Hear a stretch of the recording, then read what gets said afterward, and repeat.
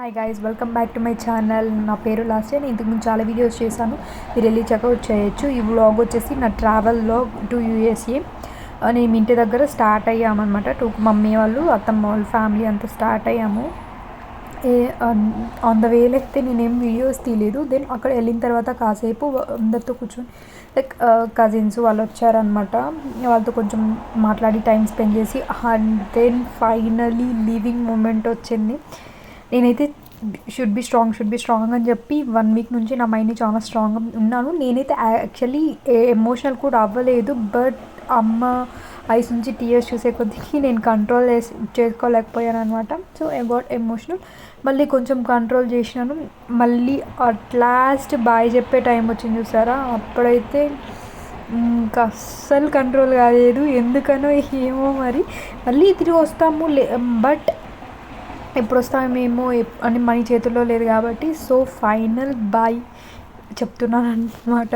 అక్కడ నేను యాక్చువల్లీ ఎందుకు లగేజ్ తీసుకెళ్ళలేదు అంటే, వేరే వాళ్ళ హెల్ప్ ఇంత ఛార్జ్ చేస్తే వాళ్ళే చెక్ ఇన్ అంతా చేయిస్తారని చెప్పారు. సరేలే, మనం ఫస్ట్ టైం వెళ్తున్నాం కదా, ఎందుకు రిస్క్ చేయడము అన్నట్టు. సో ఐల్ టేక్ హెల్ప్ అనేసి తన హెల్ప్ తీసుకున్నాను అనమాట. తనే లగేజ్ అంతా ఫ్రమ్ స్టార్టింగ్ నుంచి ఎండింగ్ తీసుకెళ్ళి చెక్ ఇన్స్ అంతా చేయించి నా బ్యాక్ సైడ్ రెడ్ డ్రెస్ ఉంది కదా, ఆ అమ్మాయికి అయితే సెకండరీ చెక్ కూడా వచ్చింది. She carried body lotion liquid అనమాట. సో తనైతే అట్లా ఇద్దరికి ఒకేసారి తీసుకున్నాం అనమాట. సో ఒకరి దాంట్లోనే మేనేజ్ చేసేసింది ఆమె, ఒక దీంతోనే తీసుకొని. సో ఇక్కడ వాళ్ళు ఎంటర్ అయ్యేటప్పుడు పాస్పోర్ట్ అవి చెక్ చేస్తూ ఉన్నారు, టికెట్స్ చెక్ చేస్తారు అనమాట. టికెట్స్ చెక్ చేస్తారు. దెన్ ఫైనలీ మళ్ళీ లైక్ ఎంత కంట్రోల్ చేసుకోవాలనుకున్న ఎమోషనల్ అవ్వకూడదు అని చెప్పి అస్సలు కాలేదు. ఇది వచ్చేసి ఆఫ్టర్ చెక్ ఇన్ బ్యాగ్స్ అన్ని చెక్ ఇన్ చేసేసి ఆ క్యాబిన్ బ్యాగ్ మాత్రం నా దగ్గర ఉంది. నేను చెప్పాను కదా, తను పరిచయం అయింది రెడ్ డ్రెస్ అమ్మాయి.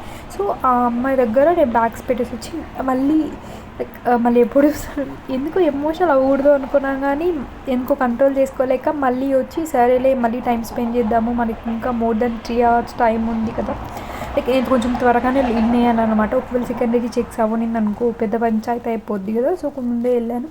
సో మళ్ళీ ఇక్కడ ఎంట్రన్స్ దగ్గర వచ్చి, ఇంకా బయట అలో చేయలేదు కాబట్టి ఎంట్రన్స్ దగ్గర వచ్చి మాట్లాడుతూ ఉన్నాను.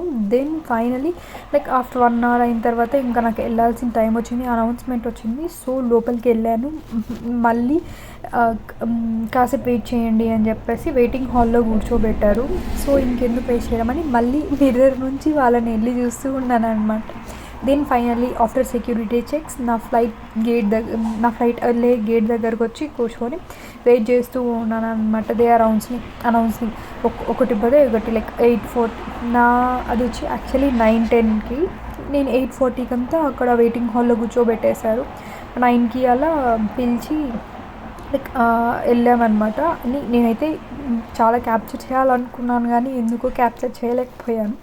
దెన్ ఫైనల్ నేనైతే విండో సీట్ వాంటెడ్గానే బుక్ చేసుకున్నాను, కొంచెం టైం పాస్ చేయొచ్చు అన్నట్టు.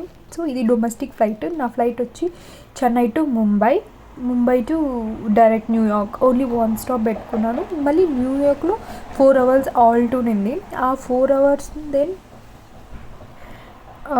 4 hours తర్వాత నాకు చికాగో ఫ్లైట్ ఉంది. ఇది వచ్చే నైట్ వ్యూ. ఇది ముంబైలో దిగే ముందు చాలా బాగా అనిపించింది. వాళ్ళు ఎయిర్ ఇండియాలో ఫుడ్ కూడా ప్రొవైడ్ చేశాను కానీ నాకేం అంత అనిపించలేదు. నేను ఒక జస్ట్ బ్రెడ్ ఒకటి తినేసి మళ్ళీ కర్డ్ చిన్న బాక్స్ టైప్లో ఇచ్చి ఉండే దాన్ని తినేసి కామే అన్నమాట.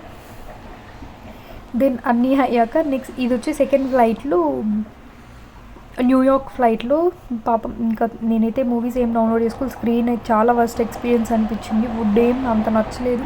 కాకపోతే కూల్ డ్రింక్స్ ఇస్తూ ఉన్నారంట, ఆరెంజ్ జ్యూస్ అలా. సో మనకి ఎంత కావాలంటే అంత ఇస్తున్నారు. సరే పక్కన పిల్లోడు నేను తెచ్చాను అని చెప్పేసి బ్రెడ్ ఇచ్చారు. దెన్ ఫైనల్లీ చికాగోలో దిగేసి బ్రదర్ కార్లో ఇంటికి వెళ్తున్నాను.